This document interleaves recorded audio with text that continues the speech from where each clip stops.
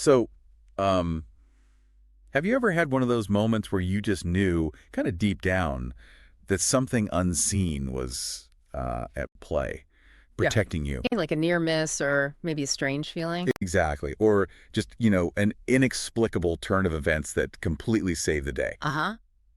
It really makes you wonder, doesn't it? Is there maybe an unseen team, like I don't know, heavenly protection squad, looking out for us? What does that even mean? It's a pretty profound question, actually, and you see it explored in lots of different cultures and spiritual ways. Right. Today, our deep dive is going to look at a very specific take on this idea. It's drawn from the Faith Beams GP podcast. Okay. We're focusing on one episode, episode 11. It's part of this really extensive 16-part series they did on Psalm 91. 16 parts. Yeah, it's detailed. This particular episode is called Heaven's Protection Team, God's Angels on Assignment, Psalm 91 series, part 11. Got it. So, God's angels on assignment. What's our mission then for this deep dive? What are we trying to pull out of this? Well, the goal is really to unpack what this specific source means by that phrase, God's angels on assignment. Okay. We're focusing pretty tightly on Psalm 91, verse 11, you know the one. For he will command his angels concerning you to guard you in all your ways. Right. I know it. So we want to extract these sort of key insights about what they think angelic roles are, all based on how this podcast sees it. And it's interesting you mentioned the source. They have a pretty wide reach, don't they? I noticed they give shout outs to listeners like all over Ghana, Nigeria, Kenya. Oh, yeah.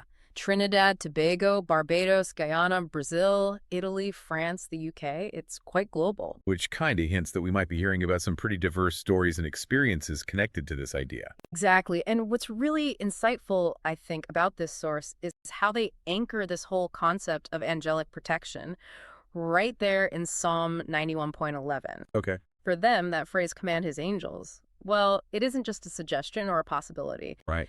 It signifies a direct divine order. Like it's a command from God for these beings to act specifically for us on our behalf. So the podcast isn't just saying angels might step in, but that they're actually assigned, like it's their job description. That's exactly the framing, an active assignment. Okay, so how does the source build that case? What biblical examples do they bring up to, really make that point stick? They lay out a pretty strong foundation using some well-known biblical stories as case studies.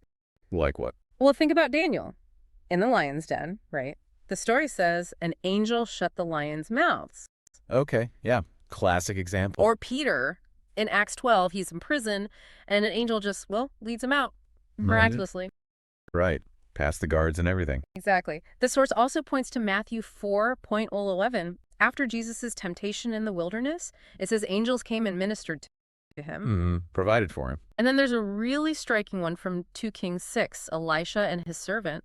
The servant's terrified because they're surrounded by an enemy army. And Elisha prays, and the servant's eyes are opened, and he sees the hillsides full of horses and chariots of fire.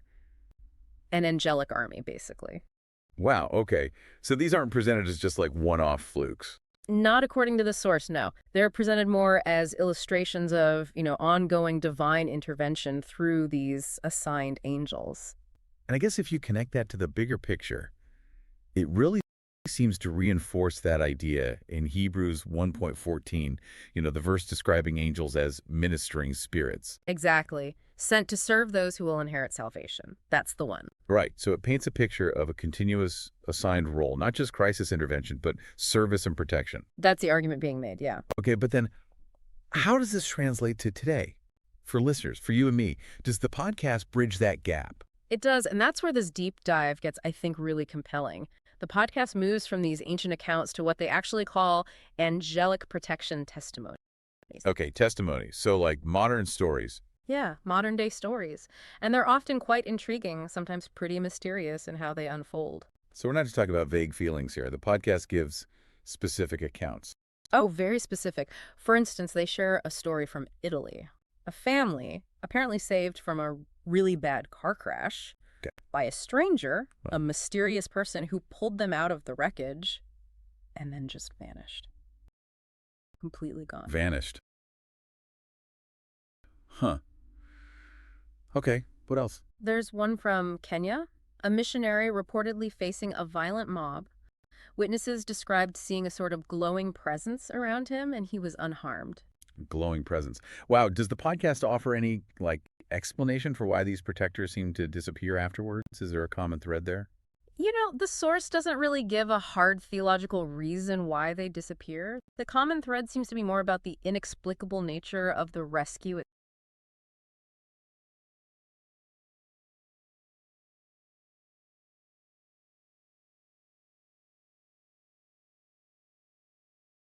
itself. Ah, okay. Like, there's no normal human explanation readily available, which leaves the divine, or angelic in this case, as their primary interpretation. Gotcha. So the mystery is part of the testimony. Seems that way.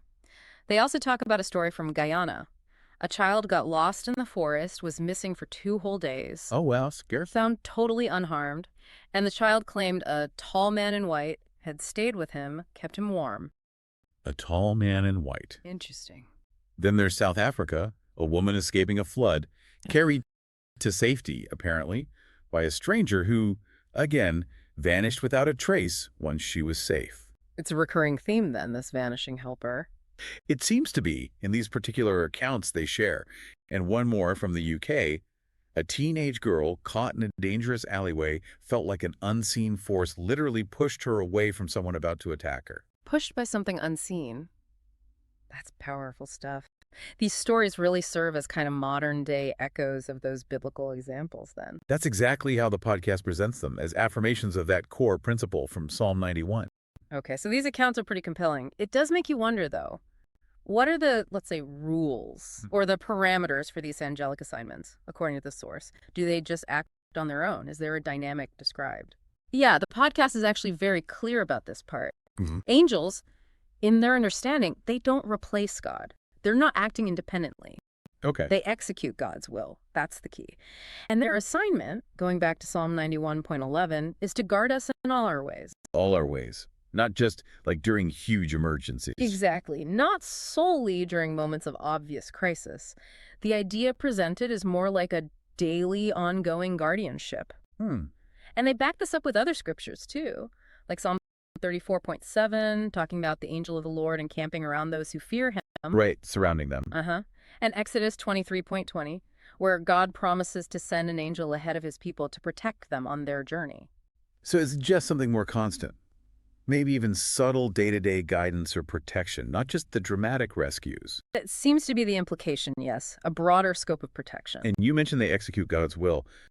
The source makes a crucial point, doesn't it, about prayer, that we don't pray to angels. Oh, absolutely critical, yes. They emphasize that distinction very strongly.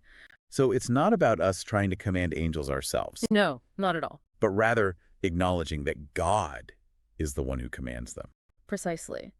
Recognizing God's authority over them and his command for them to act on our behalf. That's the line they draw. Okay, that's a really important clarification. And it helps, they argue, to clear up some common misconceptions people might have about angels. Like what kind of misconceptions? Well, the source really stresses that angels aren't, mythical fairy tale creatures or just sort of cute figures like you see on greeting cards. Right, the cherub image. Exactly. They're described in the Bible and in this podcast's view as mighty, powerful, holy beings. Mighty. And another point they make is that angels don't operate based on emotion or sentiment. They act strictly according to God's word, his commands.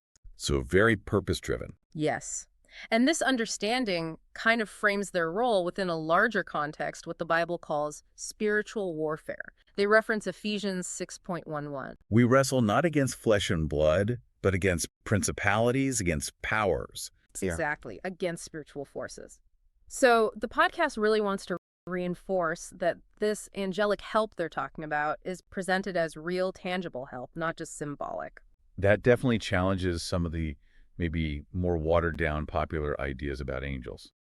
So if this is presented as a real active force, how does the podcast suggest people, practically apply this? How do they bring this angel awareness into daily life? They offer some pretty practical advice, especially when it comes to families and children. Okay. Parents are encouraged to actually recite Psalm 91.11 with their kids to sort of build that angel awareness from a young age. Like making it a regular part of conversation or a prayer time. Exactly. And it extends beyond the home, too. They mention community initiatives where schools and churches are encouraged to host things like angel awareness devotional. Devotionals focus specifically on this. Yes, finding creative ways, especially for kids, to memorize Psalm 91.1 and to visualize this idea of angelic protection around them. That's interesting. Do they share any examples of that kind of thing in practice? They do. There's a specific story they share from Barbados. Apparently, a school there made it a practice to recite Psalm 91 regularly, especially during storm season. Mhm. And the report, according to the podcast, was that the school building experienced no damage during a significant storm, even while other buildings nearby suffered quite a bit. It's presented as a direct result of that focus and declaration. Wow. That's quite a claim. And does the podcast link this idea to bigger events too, like large-scale disasters or global situations? Yes, they definitely broaden the scope. They reflect on angelic protection during things like natural disasters, hurricanes in the Caribbean, floods in Europe, but also other crises like raids or unrest in places like Nigeria. So, moving beyond just individual protection to community or even regional. That's the connection they make. They share more testimonies. For example, a church in Trinidad that reportedly survived a landslide intact, Yeah. or believers in Brazil surrounded by wildfires who claimed they actually saw what looked like winged shadows above their roof and the fire didn't touch their home. Winged shadows. That's evocative. Isn't it? And another one from France, a Jewish Christian community center that apparently experienced some kind of miraculous preservation during a period of intense civil unrest. So, these examples are used to suggest that this angelic assignment isn't just personal, but can impact communities facing significant threats. Exactly. That's the picture the source paints intervention on multiple scales, from the personal to the communal, even in the midst of major world events.